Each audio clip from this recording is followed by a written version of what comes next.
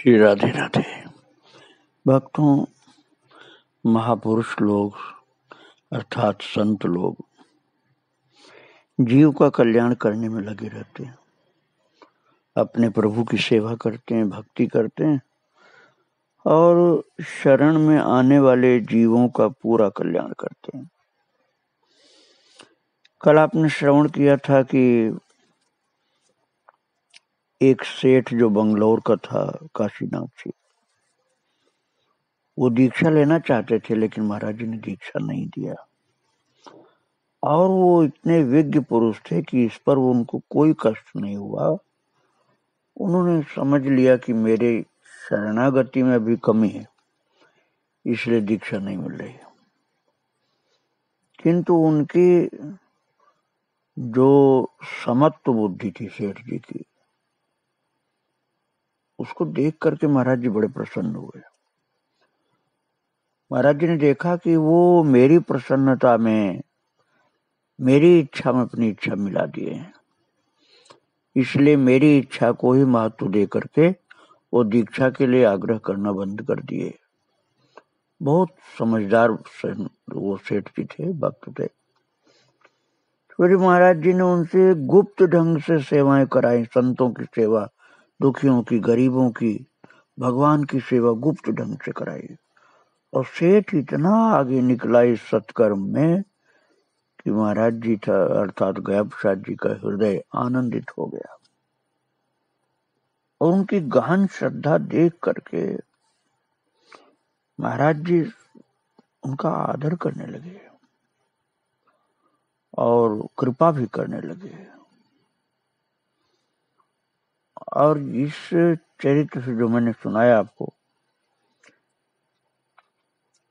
धनवान और सेवा परायण भक्तों को बहुत निर्देश मिलता है, सुंदर मार्ग प्राप्त होता है कि इस प्रकार से सेवा करनी चाहिए भक्तों संतों की, भगवान की, गरीबों की, दीन दुखियों की, कि पता भी न चले कि किसने सेवा किया था। और ऐसे सत्कर्म में लगने वाले और लगाने वाले श्री गया प्रसाद जी के साथ ठाकुर जी को लीला करने का आनंद आता था। इसलिए स्वयं भगवान गया प्रसाद जी महाराज जी के साथ लीला करते थे और उनको भक्ति रस का आनंद प्रदान करते रहते थे। भक्तों, भगवान की सत्ता तो सर्वत्र है। इसलिए रामायण में कहा गया, देश काल दिश विदिशु न माही, कहाउ सो कहा जहां प्रभु नाही।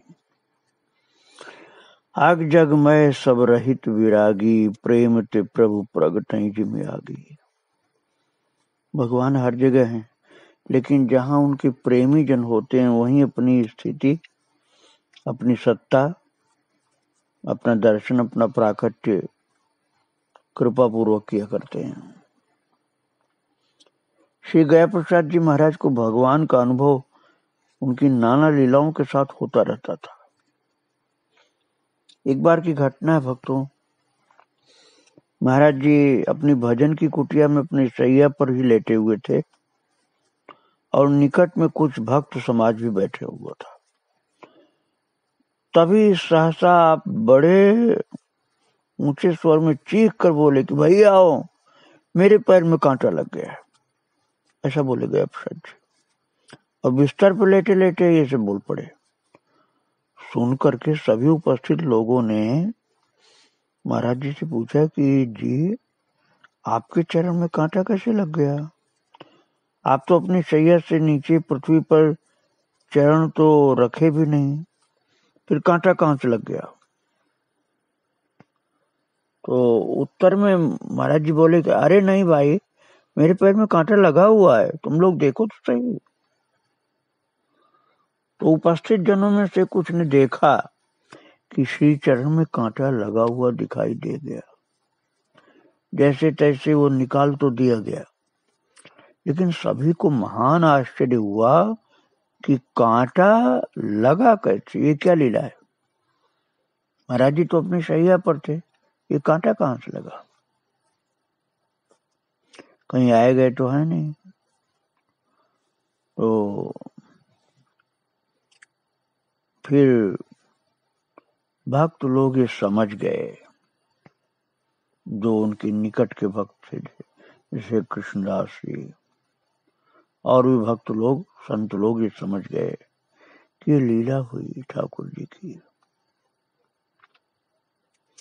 जो श्री नंदनंदन भगवान इनके साथ सदा रहते हैं, वही लीला किए हैं। लगता है कि आज कन्हैया के साथ श्री गिरिराज तलहटी में गौचारण के लिए कहीं निकल गए थे और तभी ये कांटा लग गया है। देखने में तो कहीं नहीं गए थे, बिस्तर पर ही थे अपने, लेकिन भाव राज्य में सब कुछ संभव है। जो भाव राज्य में रहता है तो भाव से ही प्रभु प्रसन्न हो जाते हैं उसके।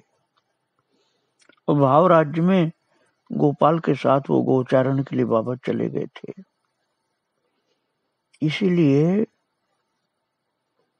महाराज कांटा लग गया बिस्तर पर बैठे बैठे उनको, क्योंकि भाव में तो गोचारण कर रहे थे प्रभु के साथ।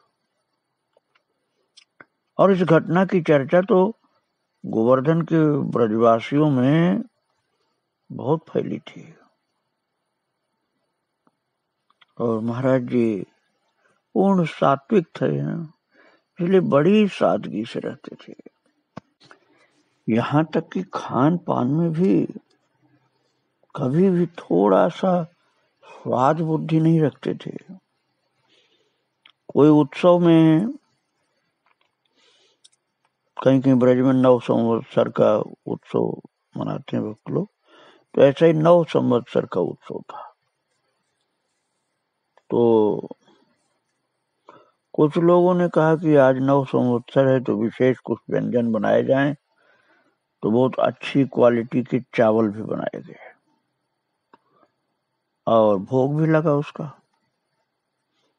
लेकिन महाराज जी को ये बात पसंद नहीं आई, गया प्रसाद जी को। उन्होंने कहा हम लोग साधक हैं, हमें अच्छे अच्छे स्वादिष्ट भोजन में नहीं रुचि लेनी चाहिए, हमें तो सादगी ही अत्यंत प्रिय है। हम तो मधुकरी भोजन केवल जीविका निर्वाह के लिए ही करते हैं, भजन के लिए ही करते हैं। रजोगुणी तमोगुणी आहार हमें पसंद नहीं। सादगी साधुता का भूषण है। इस प्रकार कितनी शिक्षा इस बहाने से संतों को, भक्तों को महाराज जी ने दिया। यहां तक कह दिया महाराज जी ने कि भाई जिन लोगों को जीवा का चटोरापन ज्यादा पसंद है, ज्यादा अच्छी अच्छी चीजें खाना चाहते हैं, तो वे क्यों रहते हैं यहाँ मेरे पास? वो लोग घर चले जाएं, अपना आराम से खूब खाएं पिए। अब यहाँ रहेंगे तब तो सादगी में ही रहना पड़ेगा और रूखा सूखा ही खाना पड़ेगा। तो महाराज जी के सच्चे भक्त शिष्य लोग थे ना, जो अपने को महाराज जी का शिष्य मानते थे, उन्होंने महाराज जी से कहा कि गलती हो गई महाराज जी, आगे हम लोग कभी भी स्वाद बुद्धि से भोजन नहीं करेंगे, न चटोरापना रखेंगे, हम तो सादगी में ही रहेंगे, आज माफ कर दीजिए। तो महाराज जी ने समझा दिया कि हाँ ठीक है, सादगी में रहने से ही भक्ति बढ़ती है, सात्विकता ही प्रभु को प्रिय है। जो रजोगुणी भोजन तमोगुणी भोजन में ज्यादा रुचि लेता है, भगवान को वो पसंद नहीं आता। जैसे मैंने भोजन की सादगी की बात बताई आपको, ऐसे ही महाराज जी अपने छोटे छोटे कार्यों में भी, साधारण व्यवहार में भी कहीं भी गड़बड़ी न हो जाए, पवित्रता बनी रहे, नैतिकता बनी रहे, इसके लिए बड़ा ध्यान रखते थे। एक दिन बहुत तेज वर्षा हो रही थी,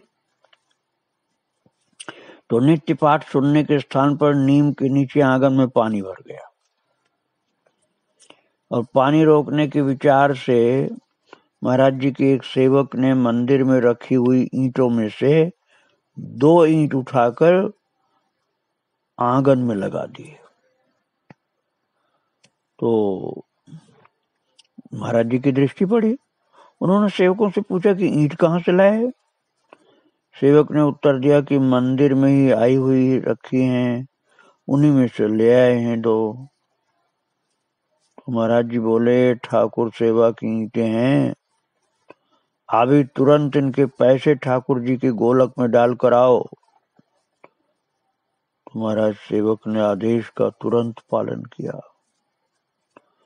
तब महाराज जी बोले कि भविष्य में ध्यान रखना कि संत और भगवंत सेवा की कोई भी वस्तु भूल कर भी अपने काम में नहीं लेना है, और यदि परिस्थिति बस लेनी ही पड़ जाए तो उसकी सवाई कीमत तुरंत समर्पित कर देना है। विचारों में ऐसी सूक्ष्मता थी कि भूल से भी अनैतिकता को अपने जीवन में स्पर्श नहीं करने दिया।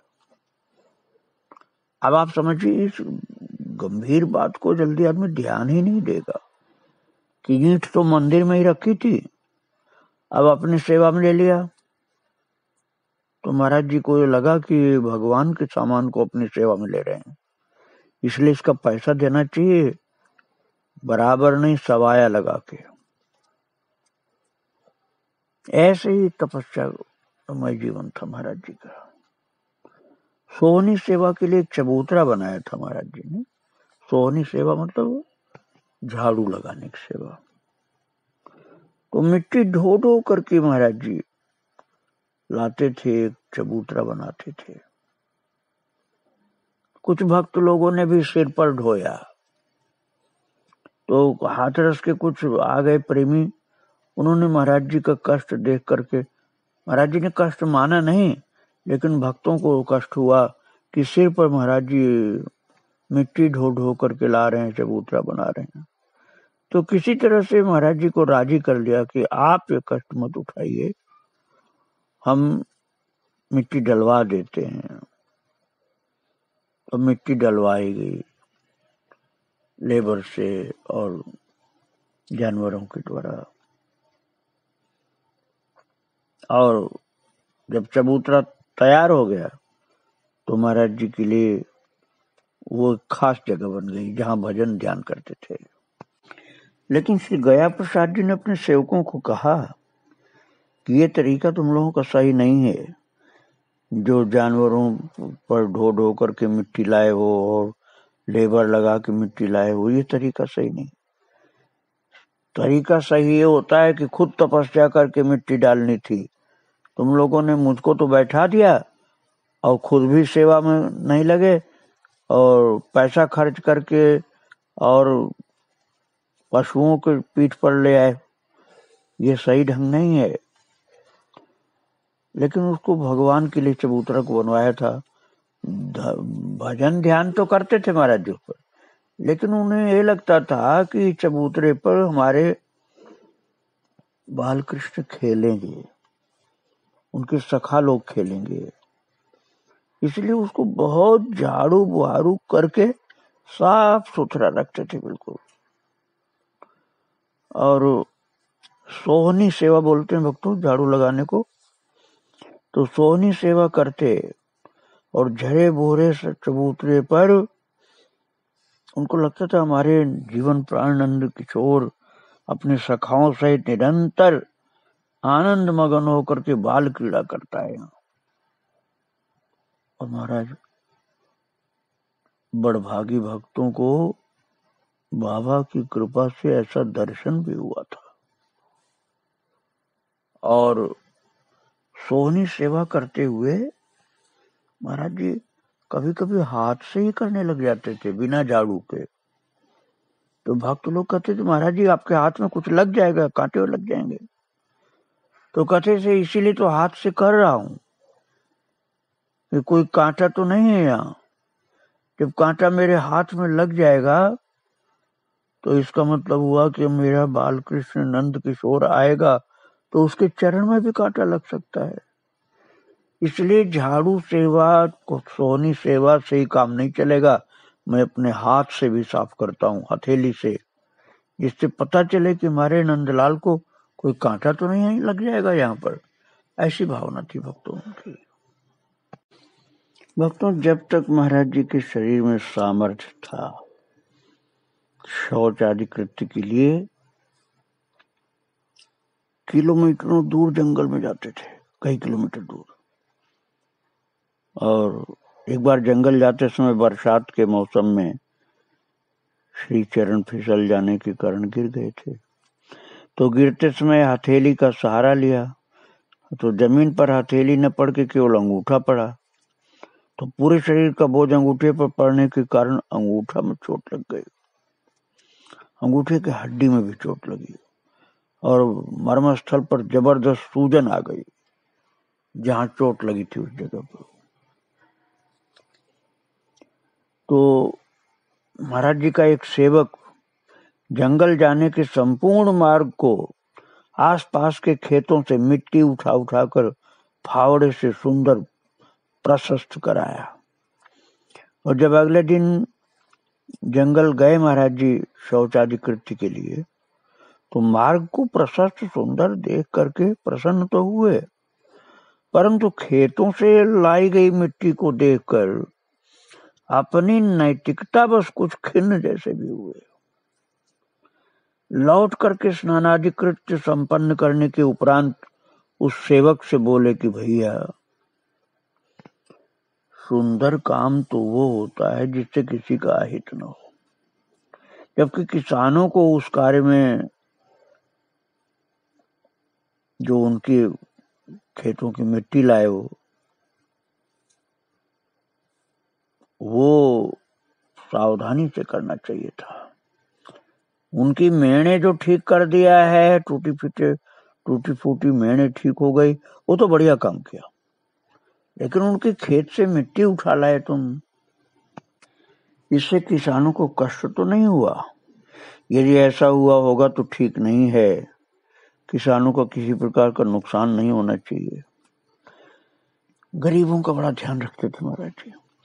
और बहुत धनवान व्यक्ति कोई अहंकार वश आया हो, कितना ही धनवान हो, शक्तिवान हो, कोई पद पदवी वाला हो, मंत्री एक आए थे ऐसे, तो महाराज जी अपने पाठ में, ध्यान में, जप में, पूजा में लगे रहे और मंत्री जी की ओर देखा भी नहीं। तो मंत्री जी चुपचाप प्रणाम करके चले गए। इस तरह से महाराज जी की रानी सनी थी भक्तों। महाराज जी कहते थे कि भजन तो खूब करो, लेकिन कोई भी कामना लेकर भजन नहीं करनी चाहिए। वो तो ऐसे कहते थे कि ईश्वर और जीव में केवल इतना ही तो अंतर है कि ईश्वर को कोई कामना नहीं है और जीव सब ओर से कामनाओं के जाल में जकड़ा हुआ। कामना के शिकंजे में जकड़ा होने के कारण ही तो बार बार आवागमन के चक्कर काटता रहता है। इसलिए कामनाओं से मुक्त होना साधक के लिए बहुत आवश्यक होता है। कामना यहाँ तक कि लौकिक ही नहीं, अलौकिक, पारलौकिक कोई भी कामना नहीं रखनी चाहिए। कामना शून्य होकर जो रहता है वही सच्चा साधक है, नहीं तो कुछ न कुछ गड़बड़ी उसके अंदर आती रहती कामनाओं के कारण। और साधकों को समझाते रहते थे महाराज जी कि देखो, जीवन में भक्ति मुख्य चीज है, प्रपंच में अपने को फंसा देना भक्ति में बाधक होता है। इसलिए सेवा परायणता तो ठीक है, लेकिन निष्काम होकर सेवा करनी चाहिए। ऐसा नहीं कि सेवा परायणता के चक्कर में हम अपने को प्रपंच में डाल दें। प्रपंच साधक के लिए उपयुक्त नहीं होता है, उससे भजन में बाधा पड़ती है। यहाँ तक कि महाराज कह देते थे कि धर्मशाला, गौशाला, अस्पताल, मठ, मंदिर, विद्यालय, अन्य क्षेत्र ये खुलवाना है तो भले ही खुलवाओ, क्योंकि सेवा का कार्य है, लेकिन इसमें अपने को इतना मत लगा दो कि ये प्रपंच बन जाए तुम्हारे लिए। ये सेवा का साधन बने तो ठीक, और इससे प्रपंच हो गया और तुम्हारे भजन में बाधा पड़ गई, भजन छूट गया, तो ये अच्छे कार्य होते हुए भी अच्छा फल नहीं देंगे, ये बंधन में डाल देंगे। इसलिए भक्ति पूर्वक त्याग पूर्वक ऐसे सत्कर्म करते रहना चाहिए। महाराज जी साधकों की पात्रता को देख करके किसी को रामायण का पाठ बताते थे, किसी को भागवत जी का पाठ, किसी को गीता जी का पाठ बताते थे, और पाठ करने वाले उन भक्तों से कहते थे कि रामायण जी का पाठ करना या महावाक्य सुनना है, क्योंकि रामायण जी का उपदेश महावाक्य के जैसा है। भागवत जी का, गीता जी का पाठ करना भगवान कृष्ण का साथ करना है, भगवान श्री कृष्ण चंद्र का संग करने के बराबर है गीता जी का पाठ करना या भागवत जी का पाठ करना, और रामायण का पाठ करना राम जी का संग करने के बराबर है। इसलिए रामायण का पाठ करोगे तो राम जी का संग करोगे, और भागवत और गीता का पाठ करोगे तो भगवान कृष्ण का संग करोगे। यहाँ तक महाराज जी लगाते थे इस पवित्र कार्य में भक्तों को कि अपने हाथ से भी कुछ श्लोक लिख कर दे देते थे ब्रजवासी बच्चों को। वो कहते थे इन श्लोकों को याद करो, सुनाओ, भागवत जी का श्लोक, गीता जी का श्लोक। तो एक बच्चा तो ऐसा था जो पढ़ा लिखा भी नहीं था, और वो भागवत पाठ करते लोगों का सुनता था, और ऐसी कृपा हुई कि उस अनपढ़ को भागवत के श्लोक याद हो गए, कंठस्थ हो गए, सुन सुन करके कंठस्थ हो गए, और महाराज जी की सेवा में लगा रहता था और धीरे धीरे भागवत के श्लोक बोलता था। तो महाराज जी ने कहा, अरे तुमको तो भागवत के श्लोक बोल रहे, सुनाओ मुझको। तो डर गया बच्चा, बोला कि महाराज जी मुझको कहाँ आता भागवत का श्लोक। महाराज जी ने कहा, अभी तो तुम धीरे धीरे गा रहे थे, भागवत के श्लोक गा रहे थे, तुम सुनाओ। तो महाराज जी की आज्ञा हुई तो महाराज वो भाव विभोर हो करके प्रेम से गाने लगा। पढ़ा लिखा नहीं था, भागवत के श्लोक बहुत शुद्ध गा करके महाराज जी को आनंदित कर दिया उसने। और फिर तो महाराज जी को इतना आनंद आता था इन लोगों के पाठ में कि धीरे धीरे पाठकों की संख्या बढ़ती गई। लगभग 150 पाठक नित्य शाम को पाठ सुनाने लगे, जिनमें 3 वर्षीय बालकों से लेकर किशोर, जवान, बूढ़े सभी उम्र के पाठक थे। और इस प्रकार नित्य शाम को श्रीमद् भागवत जी के श्लोकों की ध्वनि के द्वारा मंदिर का सारा प्रांगण गूंजने लगा। ऐसा प्रतीत होता कि मानो मंदिर की ईंट ईंट श्लोक गायन कर रही है। और ऐसे कम उम्र के बच्चे जो ठीक प्रकार से मम्मी और पापा भी नहीं बोल पाते थे, वो महाराज जी के पास आकर के सस्वर श्लोक गाते थे। और भक्तों की ओर से किसी दिन कोई प्रसाद बच्चों के लिए वहां बढ़ता था, और बड़े आनंदित होकर के प्रसाद पाते थे बच्चे, और भागवत जी का गायन करते थे। भक्तों ये सभी लोग परिक्रमा भी करते थे गोवर्धन जी की, और गया प्रसाद जी महाराज उनको समझा देते थे कि देखो परिक्रमा उपासनिक विधि से ही करना, मौज मस्ती और पिकनिक के रूप में नहीं करना, नहीं तो भक्ति भाव नहीं रहेगा। और गिरिराज जी की तलहटी में चाहे जहां मल मूत्र विसर्जन भी नहीं करना, जूता पहन के ऊपर नहीं चढ़ना गिरिराज जी के, और मादक पदार्थों का सेवन नहीं करना, धूम्रपान, पर निंदा, पर चर्चा, ये संसारी बातें, ये सब करते हुए परिक्रमा नहीं करना। परिक्रमा करना जप करते हुए या भगवान से संबंधित कोई श्लोक का गायन करते हुए, कोई पाठ करते हुए। इस प्रकार से सावधान करते थे। दूषित अन्न नहीं खाना है, दातून के लिए चाहे जिस वृक्ष की टहनी निर्ममता से नहीं तोड़ना है, ऐसे समझाते रहते थे महाराज जी। तो साधकों के लिए महाराज जी ने कुछ नियम बनाए और बोले कि तुमको मेरे पास रहना है तो इन नियमों के द्वारा ही अपने जीवन को साधनामय बनाओगे। महाराज जी ने जो नियम बनाए थे उनको मैं आपको कल सुनाऊंगा। आज महाराज जी को, गया प्रसाद जी को प्रणाम करके प्रवचन को यहीं विराम दे रहा हूँ। श्री राधे राधे, जय श्री राधे राधे।